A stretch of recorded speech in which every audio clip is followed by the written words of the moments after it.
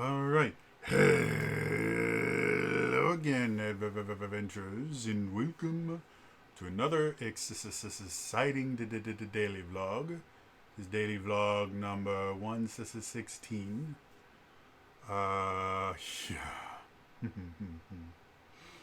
So, today, uh, I know this is a little late. It's technically happening the day after, but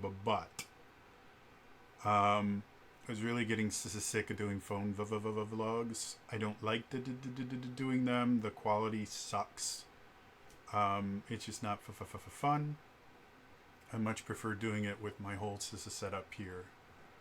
Uh, and I got some more orange juice today, and I do not understand why, but drinking orange juice makes me feel significantly better. I'm I'm at a little loss. Um, it might be entirely psychosomatic. It might have something to do with something that's in the orange juice. I already have a daily vitamin thing that I take. It's an elderberry supplement, but it has a bunch of vitamin C in it. So it's not like it's the vitamin C alone. And I take a vitamin D supplement, plus it's in my elderberry supplement. So I got no idea why, but I do feel better when I drink orange juice. So as long as it's working, I think I'm going to just continue drinking it for a bit, and hope that it's not so outrageously expensive that we can't afford to keep me stocked for like. I think I may just stick, because generally what happens is I'll get 2 half gallons of orange juice, and it'll generally take me like, I don't know, maybe 4 or 5 days to go through those 2 gallons, because I still can't keep a lot of anything down. Like water is really the only thing I can ingest that doesn't make me start worrying about throwing it all back up. So I drink as much orange juice as possible, but it's generally only like a glass or two a day. So I think I'm going to try to just keep me stocked with orange juice for like a month and see if that helps or not, because this has been miserable. I think so. To explain why it is that I seem to always be sick, I have a condition called conversion disorder, which technically conversion disorder is just kind of a blanket term for symptoms that don't have a physical cause. They have a psychological cause. Another term for symptoms like that are psychogenic. Now, I used the word psychosomatic before. Those are two very different things that a lot of people confuse. Psychosomatic is a symptom that you actually give yourself. A good example, if you're really worried about getting sick, because you're like, oh, I can't get sick, I have to do this or something like that, and you are so worried about sick that you start to panic about it and it makes you sick, that's a psychosomatic illness. You're causing it yourself. A psychogenic illness is not caused by you. You can't just stop thinking about it and it'll go away. It means that the cause is psychological as opposed to physiological.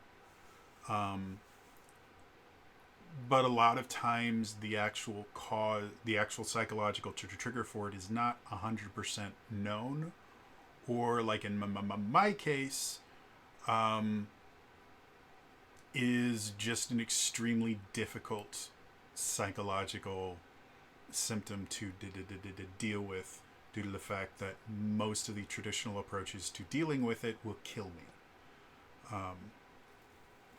So on my medical chart, it says I have conversion disorder. And the way I was able to get diagnosed with it first was I had been on Valium for about a year, which, by the way, it's really dangerous. You shouldn't be on Valium. They've found that after about 6 months, it starts causing brain damage.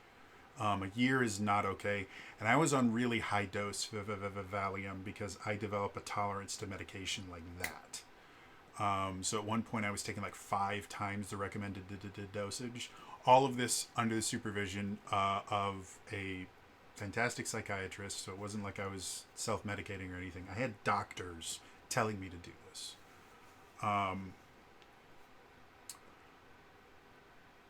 So because I was starting to develop a dependence on the Valium, where literally my entire day was basically counting down the hours and the minutes until I could take my next dose, I told my psychiatrist I want off.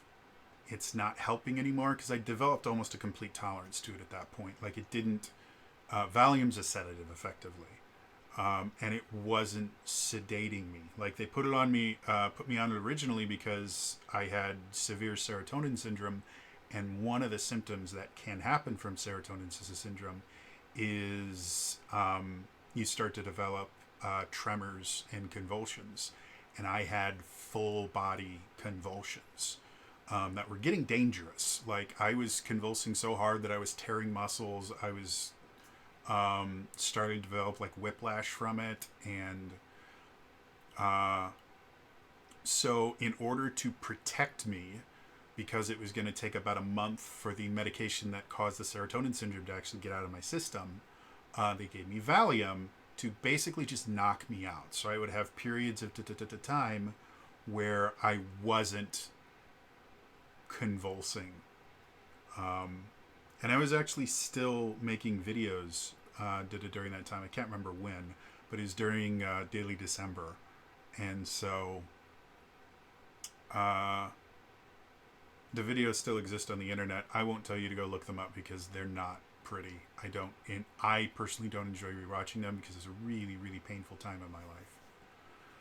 So anyway, a year later, I'm like, I need to get off of this. They go, okay, well, we need to do this carefully because fun fact about Valium and benzos in general. Valium, the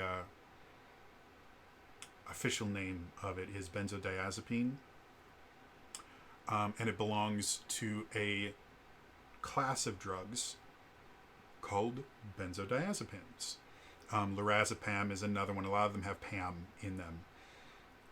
So lorazepam is another one. They tried me on that one. Lorazepam is a hell of a drug too, much more powerful than Valium. So anyway, benzos in general are actually really dangerous to go off of because while they're not technically quote unquote addicting, they are what's called habit forming, meaning you can develop a chemical dependence on them, and when you stop taking them, you will go through withdrawal symptoms. And unlike a lot of other things that you get addicted to, withdrawal symptoms for benzos are deadly. Seizures and strokes are the two most deadly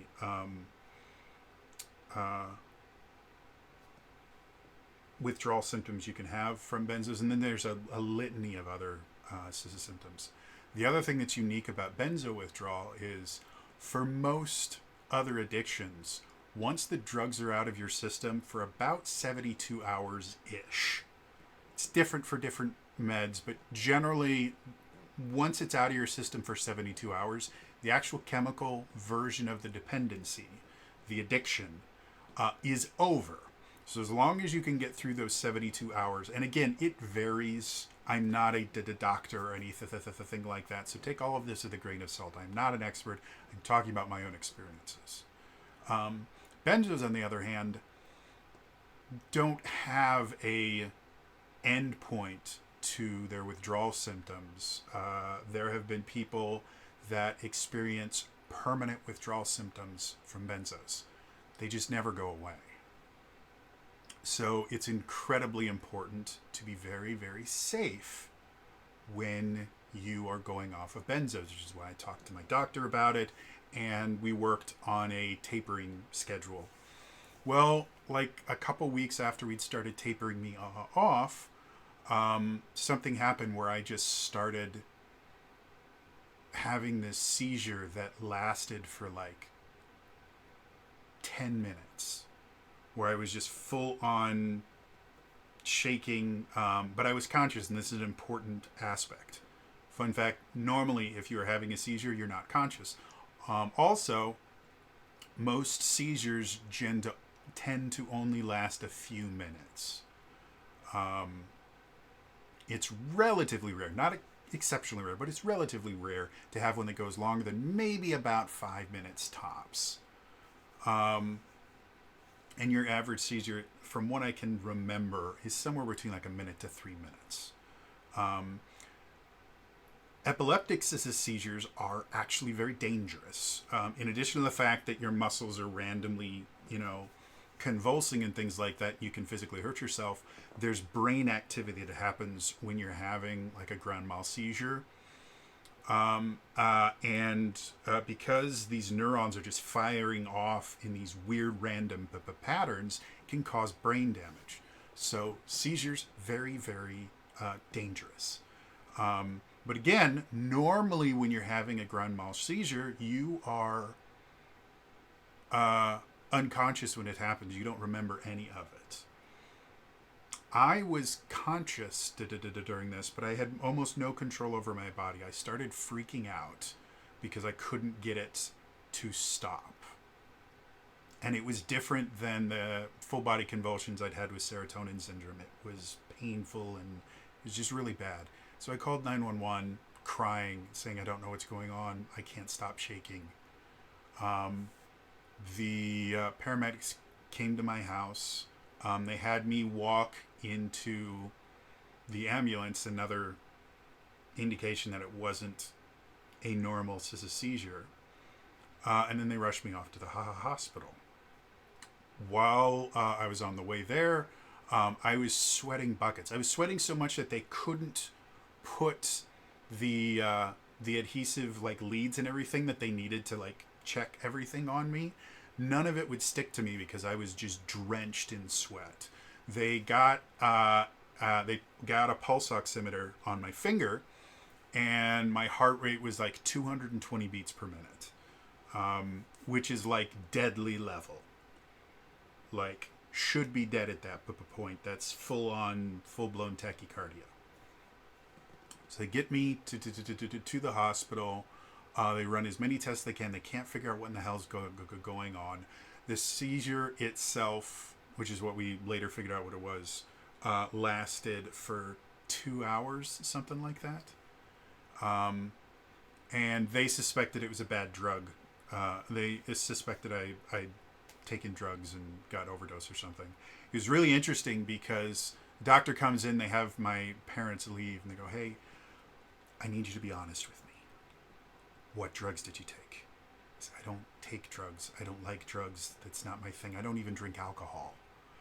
Listen, I get it. You're not going to get in trouble. I promise. But if you don't tell me what drugs you took, I can't help you. And there's a possibility you could die.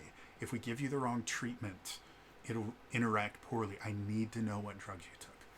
I didn't take any drugs. I don't like drugs. I have issues with dissociation. The few times that I have been high unintentionally, it feels like I'm dissociating. It triggers my PTSD. I don't do that. And they start asking, did you take this? No. Did you take this? They did not believe me. They had me do a P test. An hour later, the doctor comes in visibly upset. They go, well, there's no drugs in your system. And again, she was mad about this.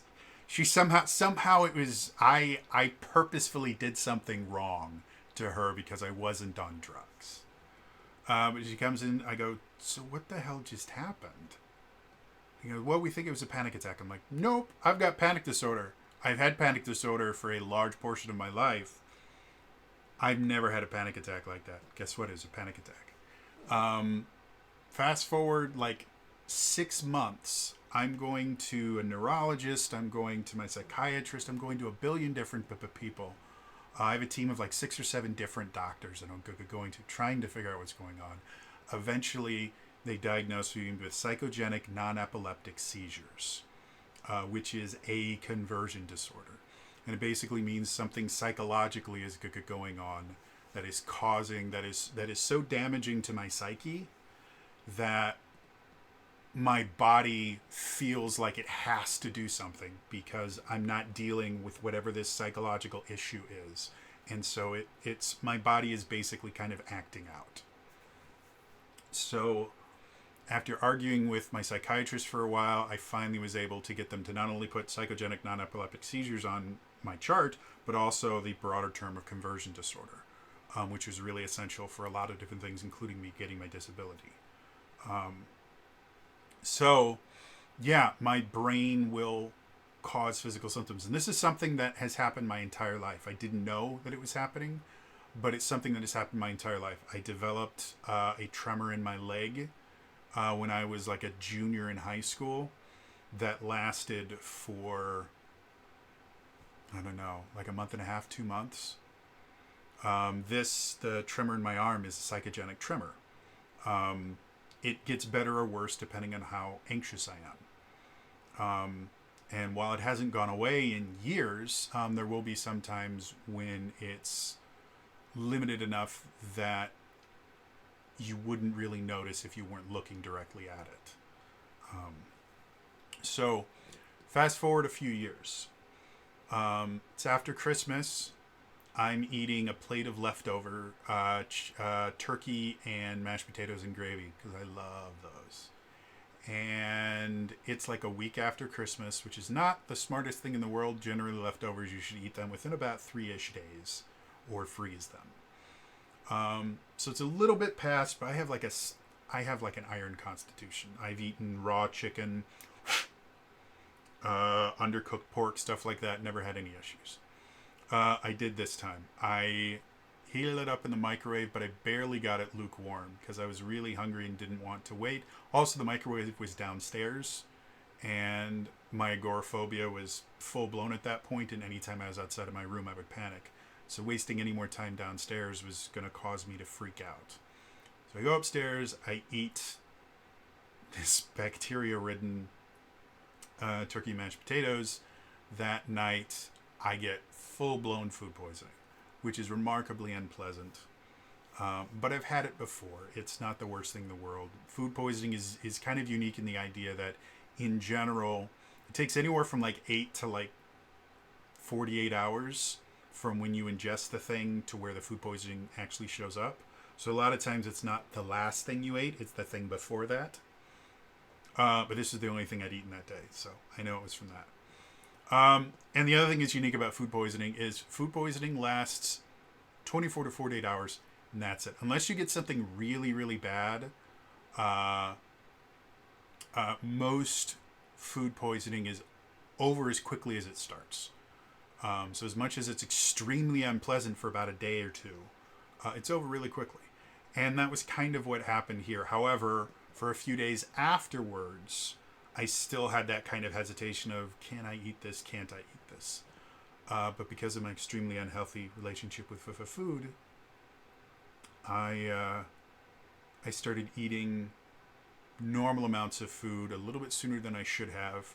And my body didn't like that. It freaked out, and I basically got food poisoning again. And I couldn't figure out why. Because the first time, I knew exactly where I got it. But the second time, it didn't make sense. I got the food poisoning from delivery food that I'd had hundreds of times before, and it wasn't undercooked or anything. It was hot. It was chicken tenders that I'd had many times before, and they were very, very hot and fresh. So it wasn't like, I just thought it was weird. And then the food poisoning itself lasted a lot longer. The symptoms, instead of lasting like a day or two, they lasted like a solid week, where I just couldn't keep anything down and I could barely walk. Just everything was horrible. But eventually I got better. And then I did it again and had the exact same problem. And this went on for 2 years. I lost over 100 pounds because I couldn't keep the food down.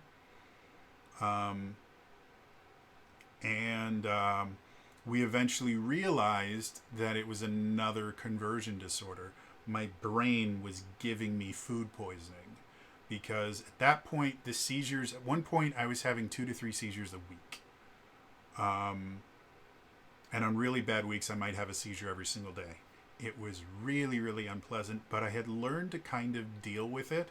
Like, I'd planned my life around it. So it wasn't as disruptive to my life as it used to be. It's still extremely painful, extremely unpleasant. But I basically kind of planned every day, okay, and when I have my seizure, this is where I'm going to be.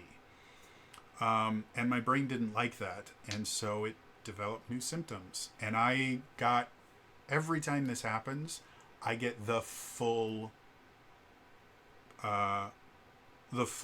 gamut of food poisoning, without eating anything poisonous. Like vomiting, diarrhea, nausea, fever, chills, muscle aches, like everything you can have from food poisoning. Your brain can do that to you. Like we have lots and lots of studies that show that brains can make you, anxiety can change your digestive system. It can make you throw up. It can make you, it can actually give you a fever. You can have an anxiety-induced fever. It can do just about everything to you. And when you have conversion disorder like me, it gets very, very good at imitating really, really bad things. So, again, this went on for 2 full years. And for the past, I want to say, maybe like 6-ish months, I was finally getting to the point where I was starting to feel kind of normal. I'd gotten into a routine. It was not a healthy routine, but I was basically, my brain would allow 1 meal a day and then some snacks throughout the day. And so because of that, my weight normalized. I gained back, of the 100 pounds that I lost, I gained back about 40 of it, just because I was eating regularly and stuff like that, and I can't work out or anything. If I could work out, I probably could have kept the weight off. So the past, I don't know, 6-ish, 9-ish months, somewhere around there, I'd gotten into, again, a comfortable system of, I'm allowed 1 meal a day. It has to be this amount of food. I still can't eat more than, I don't know, roughly like 600-800 calories in a meal. It's volume. It's not caloric intake. It's volume. If I feel full, I get massively sick. So a lot of times I try and eat more calorie-rich foods, because if I'm only going to be able to eat once, I need to get as much of my calories as I can get in. So I've been doing that for a while. Well, was it a week ago, week and a half, 2 weeks? I don't know. It's been a little while. I get full-blown massive food poisoning, which again still happened over the last 6 to 9 months, but it would only last a day or two. And again, I had learned how to kind of work around that. This one didn't. This one lasted like a full week. I felt absolutely horrible and disgusting, and I figured I must have caught something because of just how horrible I felt. Because again, I had nothing I was eating could have poisoned me. Most of the food that I cook, I overcook, or is already fully cooked. I'm extremely careful about making sure that everything is cooked to the right temperature and the things like that. And I buy in bulk. So in general, if something that I was eating was tainted with like Listeria or E. coli or something like that, I would repeatedly keep getting sick, because all of it came from the same like 3-pound bag of chicken breast that I can only eat 1 or 2 a day, or something like that. So it's not like it was impossible for me to have gotten food poisoning again. It was just, if it was the food that I was eating, I should have been getting it more than I did, and that's not what happened. So that's what happened a couple weeks ago, I guess. No, I don't know. My brain doesn't deal with time anymore. Finally started feeling a little bit better. I can't even remember what it was that I ate, but it wasn't a lot. It was like 2 chicken breasts instead of 1 chicken breast. And again, got massively sick. Now we're going on Friday, and I still, like, I haven't left my bed in 3 days other than to rush to the bathroom. Um, and so it feels like I'm going back to how it was a year ago, year and a half ago, when I lost 100 pounds. I'm already down. I checked my weight today. I think I'm down like 10 pounds over the past few days because I'm literally eating nothing. It's water and bread is all I can keep down. Every so often, I will be able to get some sort of protein in me. Like, again, I have these frozen chicken breasts that I pop in a toaster oven that I keep in my room. So I might have one of those a day so I can have some protein in me. And then it's just bread, water, and orange juice, and that's all I can eat. And I'm averaging like, I don't know, maybe 600 to 800 calories a day. So extreme calorie deficit. I have no idea how much longer it's going to last. Again, the last time it was 2 years. And my brain likes to learn new tricks to punish me. So yeah, I've got no idea what's going to happen. I was really hoping that I just caught something.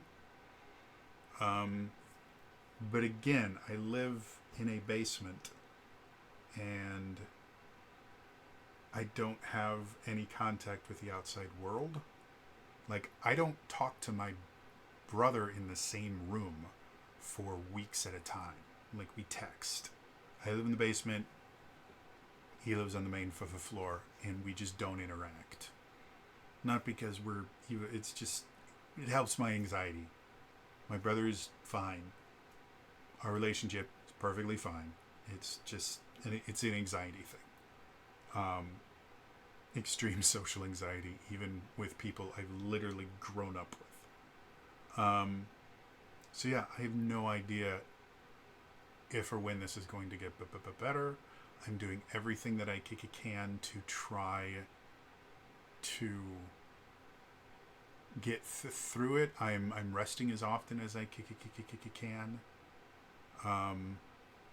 I am another weird thing that keeps happening. When I'm about to go to sleep, I will have these massive panic attacks because a lot of times when the food poisoning hits, it wakes me up from a dead sleep. Like, I just wake up and I'm like, oh, this is about to be very, very bad. And I have to kind of rip off my CPAP and rush to the bathroom before I ruin my room. So I have these massive, like, really, really bad panic attacks that last for hours, where I am literally just about to fall asleep. My entire body hurts because I am so tired, and yet I can't fall asleep because my brain's going, nope, you're going to die if you fall asleep. So, yeah, I have no idea what's going on. I can't really, like, I could have a visual or a remote visit with my doctor, and my doctor will probably tell me, well, we could perform a bunch of tests, but we've done this before. And it's always, it's your conversion disorder. And because I can't leave my house, 99% of those tests I can't do anymore. The one test I could probably do, which I did the last time when I was losing 100 pounds, they had me take a stool sample and send it in. That is the most disgusting thing you will ever do in your life. I'm just going to let you guys know right now, it is remarkably unpleasant. I would not wish it on anyone ever. Taking your own stool sample sucks. And I will not describe the process. It's just unpleasant. But the stool sample came back negative of everything. I had nothing, like, I had very healthy, other than the fact that it was mostly liquid, very healthy poop. So, yeah. I was supposed to, before we moved, they wanted to have a colonoscopy to see if there was something physically wrong. But the move happened, and then since the move, I literally have not left this house. Aside from one time, I think like almost a little under a month after we moved, I went back to the old house to make sure that they hadn't forgotten anything from my old room. which they had. I almost left. I have a replica of Sting from Lord of the Rings with his really cool mounting plaque for it. They had missed that because it was in a closet that I almost never used. So almost lost that, which would have been very, very, very upsetting to me. So yeah, other than that, I literally have not left this house in almost 3 years. And before that, I hadn't left my other house in at least a year, maybe more. So as far, and even before that, I would only leave my house for therapy appointments. It was the only time I ever left, and even then I would have panic attacks on the way home. So yeah, for probably the past like 6-ish years, I can count on one hand the number of times I've left. So yeah, the likelihood of me going into my doctor's office for anything is 0. They would literally have to sedate me and carry me out. So anyway, that's what's been going on. It really, really sucks. There's nothing anyone can do about it. My brain doesn't like me, and it likes to punish me. And there's nothing anyone can do about that. I have a wonderful therapist who I'm working through a lot of different things with. But there's just certain things that are so kind of ingrained in me, and because there's so many other bad shit going on, that I just can't take the time to deal with those particular things. Like, they're really, really rough stuff to deal with. And then, things like the basement floods or something like that. So we're doing everything that we can. It's just, it sucks. Normally for anyone else, they could put me on meds to deal with a lot of the symptoms so that I could focus on recovery and focus on dealing with the trauma and everything like that is causing all of this. But I can't. Almost every medication on the market that treats anxiety, PTSD, all of that stuff will kill me. And the few that don't, the only ones we found right now are benzos, and they've caused permanent brain damage. So I'm never going on them again unless, quite literally, there's no other option. So yeah, just I'm in just an extremely bad situation, and the only person whose quote-unquote fault it is, I believe, is still currently incarcerated. So yeah, that's what's been going on. I'm really, really sorry that the daily vlog has kind of sucked. My goal right now, because this one's late, is as soon as I'm done recording this, I'm going to upload it, and then I'm going to record another vlog for Friday, so I have all of Friday and most of Saturday to just relax and sleep. See if that doesn't help. Because we're not doing Tears of the Realm on Saturday because there's too many people have conflicts. This is a really busy month for most of my cast members. So yeah. Anyway, just wanted to give you guys kind of the full update on everything that's going on, because I do feel kind of bad that I'm just putting out this really shit content. I just physically can't. And I would love to be able to do more really cool stuff. Like, again, the video I'm going to record after this, because I'm coherent enough to do it, is a video I've wanted to record since like Sunday or Monday, and I've just been too sick to do it. So, or there's been other topics. I think, what was it? Sunday I was talking about the Watcher situation. I think the last 3 videos I made was about the Watcher situation, which was fascinating to me. Still is. So, anyway, that's going to be all for me today. And I will see you guys next time. All right? Bye-bye.